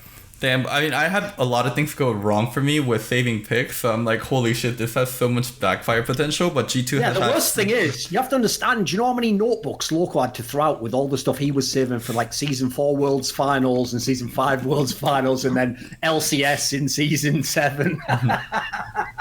Yeah, imagine if he'd pulled out some of those drafts in those games against Team Liquid. You might have actually been an LCS Loco, not have a career right now. You might have equity in an actual team, be able to make some money and not have to literally ride on my back like you're fucking Kled. Thanks, Dorn.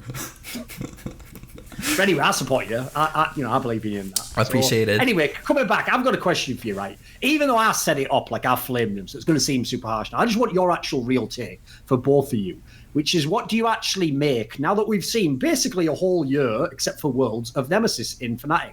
What do you make of him in the team? Like, listen, I don't think it's fair to compare him to Caps or make it like he had to be the new Caps, because no one's going to be. That's a ridiculous comparison to make. It's the same reason why it was mad unfair, I thought, of people to try and compare Niski to Jensen. They're just not going to be those players. So the question for me is just like, how well did they play in the context of their team? How good are they now? So what do you think? Where do you have him at the moment, Wunder? How good is Nemesis? I think he's pretty good, like all around on pretty much every champ in lane at least. And I think when it comes to like champs like TF, Corki, he was also like a pretty big casual player, even though it was not like a strong pick or like a pretty prominent pick. I think he plays pretty well even after lane as well on those champs. But I think when it comes to, and this is like a general weakness of Fnatic, is when it comes to like the Sylases, the Akalis, Kianas, which I guess they don't play, they just permaban. They are not, I mean, he can play them in lane for sure, Nemesis, but I think after lane and in team fights, he's not very good on these kind of champs, like assassin champs, and they usually don't do very well. Like, just in team fights in general, they will just lose them with these champs compared to like Corki and TF, where he can actually like kind of just stay in the backline and like hit a lot of people. His positioning is pretty good, but his like big outplay factor where he has to like really pop off is not really there yet. So that's for sure something that he can work on, I guess, and like that's something that's holding him back compared to, for example, a player like Caps. So my take, very similar to Wunder regarding like laning and regarding champions. Like his Akali in lane was really good, like constantly playing versus Caps' Stylist, constantly coming out ahead. I think overall as a player, his champion pool and general laning is fine. My biggest question is, what's his communication like? Because there's so many situations that Fnatic is in where if the mid laner spoke up, this isn't good for Akali to be in the side lane right now. If Akali's in the side lane right now, she needs jungle help and she wants to play with jungle. The timing they're fighting, he's so close to 2 items, like they shouldn't fight here. The mid laner should speak up. I'm really curious what Fnatic internal communication is like, because I get the feeling Nemesis isn't a huge part of comms because they do things where it's not the most ideal for mid lane so many times. So that's where I would want to see the improvement the most, where if he's not vocal already, for him to be louder and for the team to play around him more. And if he is vocal, then I really don't get it, because the team ignores him so many of the time where he needs help or they need to play towards him, they don't do it, or he needs like one reset and he's so much stronger and they don't wait for it.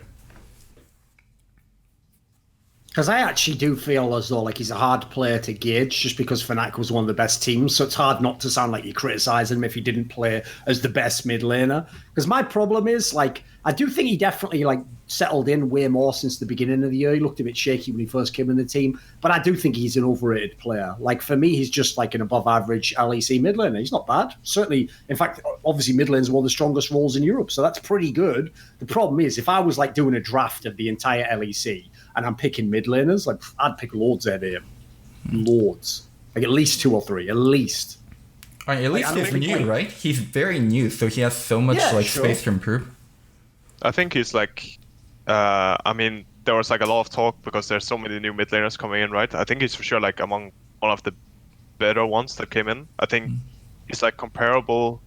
I think Humanoid is like an opposite of him, where Humanoid is kind of guy that like pops off. Yes. Or just does not. I actually wish they were on the opposite teams. I think the opposite teams would fit them better. I think like Nemesis would be loving it if using Splice, mate. I think Humanoid is a guy who's I don't really have any memory of him being like good on Corki and like all these champs where you like, I mean, he's like a kind of a Kali Kiana player, right, where he like pops off and take over the game, or he does nothing, right, and just, I mean, like a non-factor for his team, and maybe they have like copy carrying or Vishichachi or someone else, right? But I think Nemesis is like very consistent in the way that he will never like get really destroyed in lane, and he will always be like kind of good on these kind of safe champs in the meta, and not as like have like the big pop-off games on the big assassins or whatever. That's actually why I don't particularly like this Fnatic lineup as an actual squad that much. Because, like, here's the thing: I'd love to see them play Team Liquid in a best of 5 or any one Korean in a best of 5. I think that could be really interesting. But against G2, I think they just have the wrong. Like, one of the problems is it's not even about how good your players are; it's where the matchups are. So, like, if I look at this Fnatic, one of the players I want to be the best on this Fnatic if they're going to win a series is Whipple. We've already talked about why that gets neutralized when he plays against you.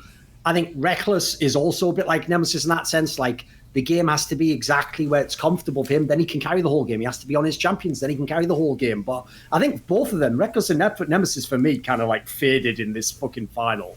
Like, they had the champions they wanted. Like, what more does Reckless want? He's getting fucking Xayah. All stuff. This is OP as shit. Why isn't he carrying the game? What are you waiting for? The problem is, Reckless's career can be summed up like this, Loco. Better mid wins. See what I did there? Better mid wins. Yeah. It's weird that, isn't it? Better mid wins. Yeah. It's weird because for all the other AD carries, you carry the fucking game. Has the word carry in it. I bet Reckless actually was the guy who fucking convinced Riot to call it marksman or something. He was like, AD carries putting a lot of pressure on me to do attack damage and to carry the game. What about marksman? I'm very accurate with this Jhin ultimate. Like, fucking hell. Get me out. Just get me out now. I mean, personally, actually, I don't even think that Reckless... I mean, I think that bot lane played really good, right? And I don't even think Reckless played that bad. Usually it's better bot lane wins, right? But I actually think this series, it's not because, like, Broxer is a bad player in Europe. I don't think he's actually bad. I just think, like, Jankos is... So let's good. be real. Fnatic doesn't have any bad players. Let's be real. Yeah, but like in the European on the European server, like in LAC, I think Broxer is probably like top 3, top 4. I would say probably Trick is better than him and Jankos for sure, right? But I think Jankos is like so much better than everyone in Europe. I think for sure, like Jungle is like, I think internationally, a lot of probably like the 2nd seed and 3rd seed European team is gonna have like a really big shock when they play against all the international junglers. I think they're like so much better right now than the Europeans. I think Jankos is like, he got MVP in EU, right? Because he's like so much better than everyone else. I think he's like also world class level, right? So he will do well against like all the other junglers as well. But I think a guy like Broxar or Xerxe, whoever is gonna, or like with OG, I mean, it's not cold anymore, but it was cold, I guess. Now he's sick or something. But I think all these junglers are just, like, right now, at this moment, so much worse than Jankos. And I think that also really showed in the series. I think Broxar, by his team, I don't know if it's because, like, of the current sub-jungle situation that he's being forced to play kind of like Jankos at the moment, where he's being called by his laners to, like, cover the lanes and give up a lot of farm. But I think he's just not very good at noticing this on his own, and he's like listening too much to his laners, and therefore he got like really outpathed by Jankos, and really like I think we just play way better around Jankos than they play around Broxar, so they die to all the ganks, and usually we wait for at least in this series, not always in the regular split, but in this series we would wait a lot for Jankos to be around and then actually do something in lanes. So I think that was like the big difference maker in this series. I think actually like Jankos had like so much more impact than Broxer had in both series even. So I mean, I know you said that you think that was like the top lane difference, but I actually think like the jungle was like such a huge difference in both series. Oh, agreed on that one. It's just that goes without saying. Like we flamed Broxer so many times, mate. Everyone just knows that we obviously just secretly hate him, don't we? You can't just be that he's not the best League of Legends. Oh yeah, but I mean, I don't think he's like bad in Europe. I just think, I mean, I think international junglers, when I watch Europe, like I think jungle is for sure like the worst role Europe has right now, is at least in my mind. I'd agree. Especially because, like, if you look at where not the junglers support, are, not mid. Like, mate, the pop-off junglers aren't on the top teams, except for yours, basically. Like, people like Self-Made, I mean, I guess Rogue ended up being good, but Inspired, like, these players are at the bottom of the league. Like, the actual players who could maybe make someone like Broxer level up aren't playing him and beating him, unfortunately. Whereas, like, I'll tell you right now, if if anyone hasn't watched the LPL this year, like, it's not just MLXG, who's now retired, by the way. Every fucking Chinese jungler goes balls deep, unbelievably deep. Like, these guys are going to fuck some of these teams up from Europe when they play them at Worlds, I'll tell you right now. I guarantee it. I'll bring this VOD back. And if it doesn't happen, by the way, make this a meme video. Like, maybe like, he's going to fuck them up, and then just show, like, all the... and then Brox just, like, fucking kill him 50 times on Lee Sin. Yeah, unlike, you know, important game fours of LEC finals that could probably win him a championship and make him a legend. But enough about that. Broxer smashed. Mate, the only thing he smashed that night was a fucking anime waifu pillow that he probably just took all his rage out. You had Lee Sin, homie. You all had all your picks in that game. Where was the carry? Fucking Reckless was on Tristana. The only fucking rocket jump he was doing was, I don't know, work something in with that childhood nursery rhyme of the cow jumped over the moon and something to do with Rocket Man, Elton John. I'm just free associating here. We'll workshop that one for later. We'll edit that in. Oh, here's the thing I want to talk about. There's one last topic, Loco. Wait, but can I touch on Jankos before we go into a big topic? Yeah, all right. One thing about like really good junglers and like MVP level junglers, when you think like it's like Meteos on C9 or Peanut or there's like one more that I wanted to mention that I forget, but it's a lot of teams catering to the junglers and actually like just really playing through the junglers. For G2, and what makes Jankos so impressive is his game sense seems so correct, like where he feels like he needs to be and like reading the ganks. I love how he passes, and I love how he can predict where people will be and just be at that spot. And I wanted to ask if it was a lot of communication within the laners, like someone's talking beforehand, he's playing aggressive, I think enemy jungler is going to be there, I need a counter gank, or if it's Jankos doing things off of instinct. I mean, I think it's for sure like a bit of both, right? I think like we are all very vocal players, at least within like every single lane. So like Perks, he used to like talk like a shit ton when he was mid lane, and he also still talks like a lot about wave and like when we can do something in bot lane, right? And Caps also, he's like probably the least demanding player in our team, where he is sometimes he's too selfless, and he would just like, instead of snowballing mid really hard and moving somewhere, he would let Jankos kind of do his own thing. But I think we all like call him a really fair amount, but he also like sees a lot of opportunities and understands a lot of like matchup related stuff well. So like compared to other junglers, maybe like now I put up Roxa, right? I don't know how they actually like function as a team, and I don't know like how much of it is his laner's fault and how much of it is like his own fault. But they would like, I don't know if they just don't call him at all, but like even if they don't call him at all, like I think a jungler like Jankos would work in like any team, right? He would still be able to see stuff and make stuff happen that is not necessarily like communicated properly or like even communicated at all, right? So I think the way Jankos like understands just matchups and how he can path to make it better is better than any jungler in EU right now. The topic I wanted to talk about was this. So one of the things that was just a mild thing people went off on Twitter was at the end of when you won the LEC final, the casters made the call like G2 was the best team in the world. And then Travis and a bunch of the NA people got mad triggered by this. Like, how inappropriate to say that. And how could you even know that someone's the best in the world? There's no worlds right now. What's the point of that? And just went on this like little fucking, one of the only times I'd ever used the term boomer. Like you went on a little fucking boomer rant like, this is outrageous.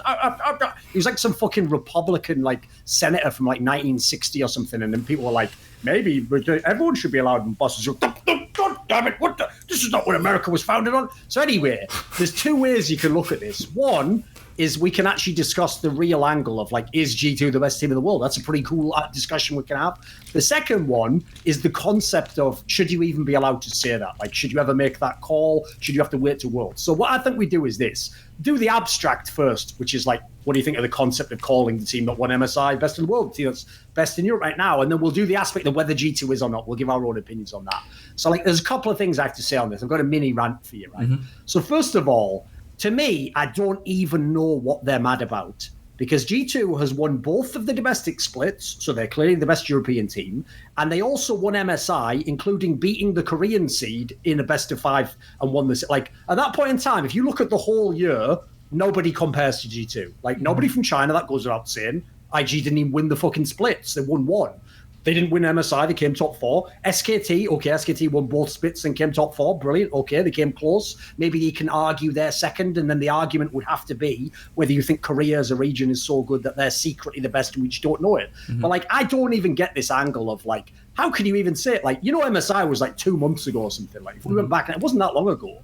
Like, I don't know what would have changed. And plus, the angle as well of like, what's the point in saying they're the best team in the world? Because someone has to be the best team in the world, you fucking moron. Someone is clearly the best. Now, it's obviously debatable who it is, but the point is, so we can all make a qualitative judgment using our eyes and our brain and say, I think it is this team, and here are my reasons why. Because the angle that they took at the end, by the way, of like, well, if they're the best team, then what's the point in even holding Worlds? Are you fucking brain dead? Like, do you somehow imagine that when they hold a championship in any other game, that right before the championship, they're like, well, any team in the playoffs could be the best. Nobody knows. And until someone wins, we can't possibly know who the best is. Like, I'm going to go ahead and say it now. IG wasn't the best team at the fucking Worlds. Like, I think if G2 hadn't have beaten RNG would have beaten IG and RNG would have won Worlds. So, like, I think that whole argument was really stupid. You can always, at every point in time, have an opinion on who the best is. And yeah, obviously there aren't a load of... Oh, the last thing to say is this. People trying to discredit MSI. You're obviously American because you'll never make a single impact at MSI that ever matters or win an MSI. So I get why to you MSI doesn't matter. But MSI, let me make this very clear. The MSI is a world championship.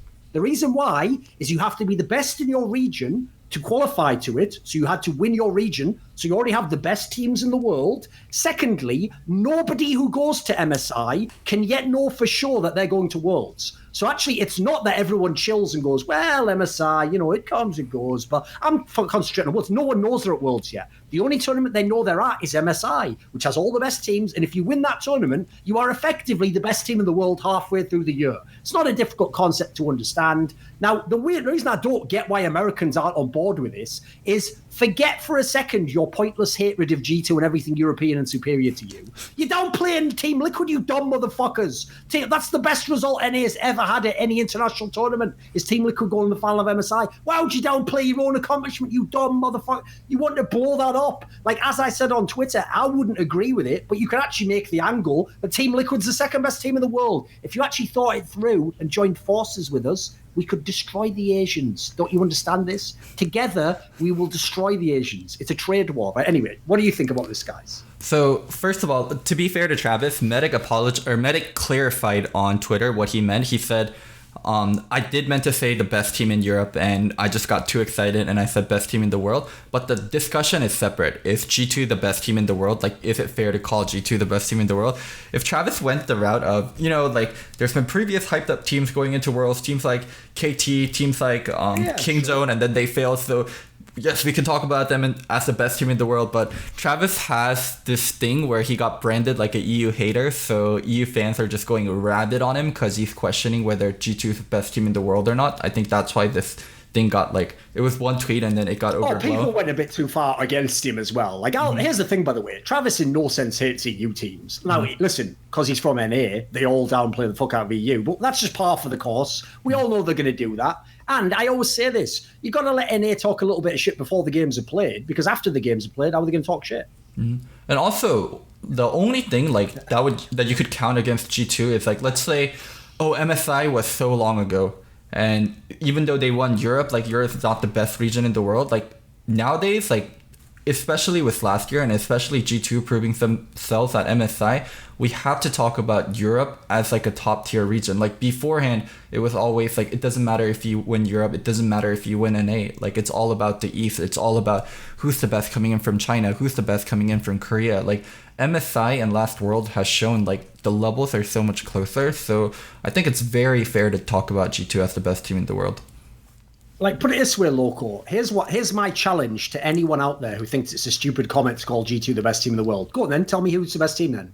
And if you say there is no best team, all you're saying is you are literally appealing to ignorance. The idea of, like, well, nobody can know for sure. Yeah, nobody can know for sure. We're asking for an expert opinion. So if there's someone out there, by the way, who has the balls to say FPX from China is the best, I'd love to have that discussion. I'd like to see where they'd go, what angle they'd give. If they think SK Telecom's the best, I'd love to know how you're going to explain that a team that started like 0-5 is the best team in the world. But okay, we can have that discussion. The point is, they're not really even arguing against it. They're just arguing against the concept of knowing who the best is, which I just think is whack, personally. But if you want, we can do the angle of, is G2 actually the best team? It's like, what, FPX, SKT, Griffin, like those are the names that's going to come up. SKT directly lost to G2, and they look shaky, and then they improved. FPX very unproven on international stage, and Griffin choked in incredibly important moments. I think the argument for G2 being the best team in the world is so much stronger. It's, put it this way, if you got all the analysts and experts in the world, it'd be the most likely outcome, I'm pretty sure. But anyway, Wunder, on your side of things, right, you're not someone who has to make these judgments, mate. You can have whatever you thought you want. But do you actually think of G2 as the best team in League of Legends? I mean, there's like a lot of public opinions, right? And that doesn't really like affect me that much. I mean, I know that like we didn't play against, at MSI we only play against one team, and the patch also changed in between that, so like it might not even be like the best team from that region, but I'm pretty sure that all these players, because it was IG, right, and it was SKT, and all these players are like very experienced, and I'm pretty sure they don't really like, at least a team like SKT will not suffer too hard from like meta changes and stuff like that. I'm pretty secure, at least from my perspective, that they were like probably the best teams in their regions, and that we beat them was like kind of cemented us, at least at that time, as like the best team in the world. But now as well, there's been like 2.5 months, like 3 months since then, right? And Worlds is coming up. I still think that like it makes me very confident that SKT won again in LCK, because I'm pretty sure that we would be able to beat them again. And let's say if a team like Griffin won or something like that, right? I would be like, I wouldn't know like how to kind of view Griffin as a team, because we never played against them. But I'm pretty confident that if SKT is the best team in Korea, that we can for sure have a chance to beat them, right? Because we already did, and I'm pretty sure all of their players are very beatable and exploitable. Like last time I played against Khan, for example, I didn't think he was very good at all compared to pretty much any EU top lane I played against. So the only thing is like the Chinese teams, because we have like a really bad record against IG, right? Mm-hmm. And not every team is IG, understand? So it's even IG isn't IG anymore. Yeah, like, Ning doesn't even play from now. Like we really wanted to beat IG in the final, but they chickened out and decided to lose to NA, right? So yeah, I mean, I just don't know, right? I think we for sure, like, we should be in the discussion. I don't see why we wouldn't be in the discussion for being the best team. I think it's fair to say if someone has the opinion that a first seed Chinese team is the best team because we have a bad record against Chinese teams in general, I think it's pretty fair to say as well. I don't really know like why the Americans are talking though, because like I don't know. Who are they arguing for? Like, are they arguing for China or because I don't know who the fuck knows, right? they for sure, like, in my mind, they for sure shouldn't argue for America, because like they got like danced on at Rift Rivals, right? It was like not even funny what happened to them. So here's the problem with Americans, mate, is like they love to do this as well. So everyone knows there was one time in the entire history of League of Legends that ever mattered when NA collectively placed ahead of EU, and it was Season 4 World, 2014 where they Worlds, got out yeah, in the most bullshit circumstances without a million asterisks next to the name and still lost anyway, right? And when that happened, Wunder, I was there. Like, it was like being in Vietnam. Like, I remember it vividly. All the shit talking on Reddit, which is an American website, was unbelievable. Every other year, Wunder, here's how it goes after every international tournament. All the NA people, they don't say, like you said here, like, they don't make their case. Like, it's not like European people are like, well, Europe's the best. And then they're like, no, NA is the best. Because they know they can't say shit. They just try to shut the whole discussion down and go like, you shouldn't really be trash talking. That's not nice. Like, if you don't have anything nice to say, don't say it at all. Mods, remove all this trash talk. These EU players are so toxic. And then they're just like, literally, it's like we're all trying to have a party, like, oh, cool party. And then they're just the fucking old spinster who comes in like, turn this music off, kids, and get to bed. This is disgraceful behavior after 7 p.m. on a school night. Like, just fuck off, America. You made the game. That's about it. You haven't made anything else except a fucking disgrace of yourselves. You guys are literally, like, the best case scenario for you guys is that we just lower the value of Team Liquid so much because it's you that they beat. And then, like, that's actually the reason why I guess Americans don't talk shit in Team Liquid's behalf. Even though I actually think, by the way, Team Liquid's actually underrated in my opinion. I think they'll be much better, just like they were at MSI. I'm willing to bet they do much better at Worlds than people think they will. They won't win, but they're better than people think. But people trying to make out like they're shit because they beat all those players. They're actually a legit team. The rest of you are garbage. I think so too, yeah. I mean, I think Team Liquid is like they could. I think Team Liquid and Fnatic were like kind of similar as well, like in not in playstyle, but like in strength at least. I think if we played against Team Liquid, maybe. I mean, of course, it makes them worse. It makes them weaker that they play in America and they have to play like Sure. this kind of competition every single day. And now that we have competition in Europe, it's better for us, right? So maybe it will be a kind of a mismatch right now. But I think they all have like pretty good players and experienced players that have like performed before. So when they go into a boot camp, and now since their first seed, they will have like a long time to iron a lot of things out that maybe there's like issues with the team or they make a lot of mistakes. So I think for Worlds, there's like no reason why Team Liquid shouldn't be like a threat to other teams, right? Not so much the other American teams probably, but I think Team Liquid could be like a team. I think people even underestimated Team Liquid at MSI. Like, I even said this, even in the group stage where they didn't do great. Man, they held up against like IG and SKT way better than some of the other fucking teams did. They were actually in all the games. Like, they lost, but they still were doing pretty fucking well. Like, everyone else was just getting their shit pushed in by IG, like 10 minutes into the game. Here's the thing though, when you play against people and your general competition, when you make mistakes and you don't get punished, it's so easy to build bad habits. And I think that happens to TL a lot in NA. Our finals was actually really dog shit in terms of like how much side laning there was. Like we barely played any side lane and people literally just kept ARAMing mid over and over again. TL's gonna fix a lot of their problems when they go to Worlds. When they go to Worlds and they bootcamp, they're gonna get punished for ARAMing. They're gonna get punished for not being heavy on the side lanes. Like, they're gonna get punished if their mid and jungle 2v2 isn't up to par. Like, they will fix those problems. Like, TL is a team that puts in incredible amount of work. I feel like they have so much experience across the board. Like, there's no way they stay at the current state. I don't think the level TL showed at finals was good, but going into groups, they're gonna be so much better than the levels they initially showed. I mean, the only real issue I have with TL is like I feel like when I watch their games, especially like final, I feel like they kind of took the easy way out against American teams, and I think that's what like a lot of American teams do.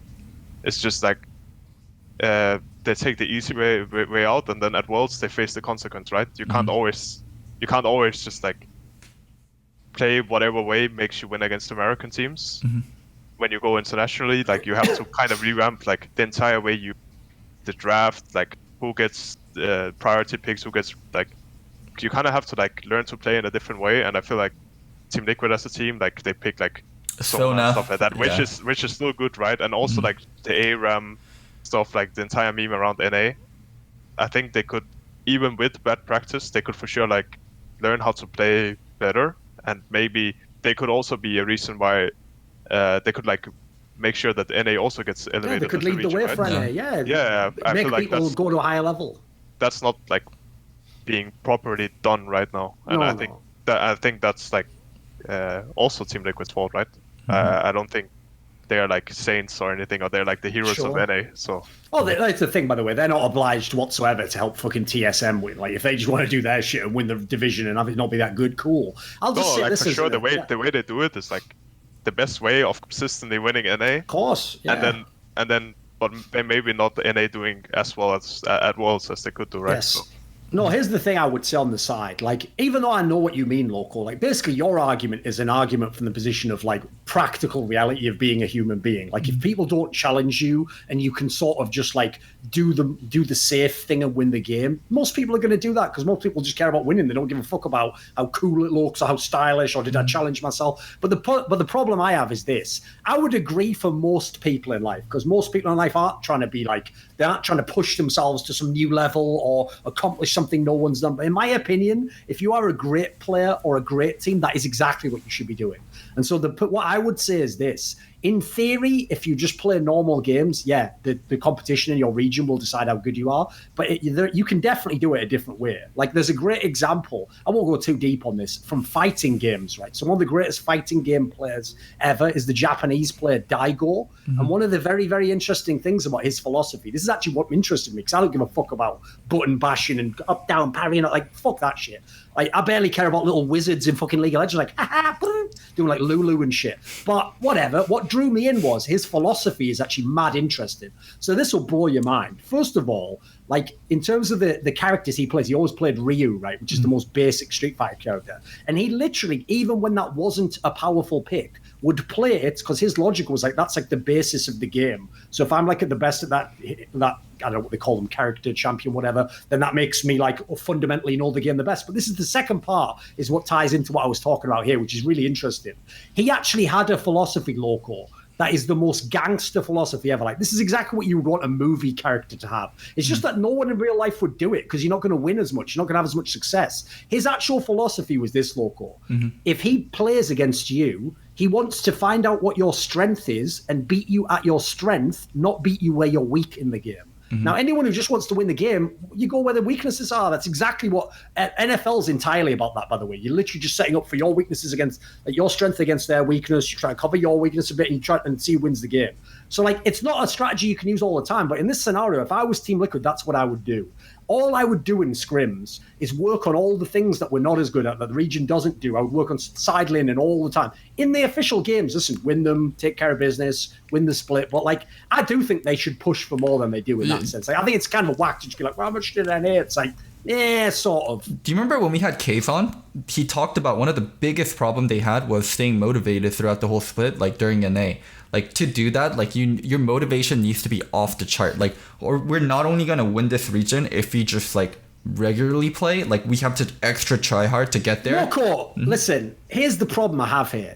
I'll make this very quick. I can't fuck with that mentality at all. Like, that's really hard to keep motivation. I don't get it. Like, the reason I'm motivated in my job is exactly what I want to do. You know how many content creators come to me and they're like, why do you keep making videos when you're even at events? Like, you can't be getting that much, right? It must be like, what, $20 a video? It's like, because I'm trying to be the greatest ever. I don't give a fuck. Like, it doesn't matter if someone else does 7 videos and I already did 10. Could I do 15? That's the question. I did a streak in 2018, Loco, where I did something like 157 days in a row that I did a Thorin's Thoughts video, not including any other video on my channel. Now, no one made me do that. I didn't even make that much more money off it, but I did it because I'd never done a 157-day streak, mate. I wanted to see, could I do that? Is that even possible? Could you, when you had to travel to all those events like I did in fucking shithole Kiev, go there and still do a video every night? Like, guess what? It wasn't always fun, mate. There was times I was thinking, why the fuck have I signed up to do this? Like, I could just quit now. And I thought, no, why quit now? Why not be a fucking legend? I agree with you and Wunder. TL should be tryharding, and they could be heroes at NA, and they could really be pushing NA. And like the 2 picks that gets me the most is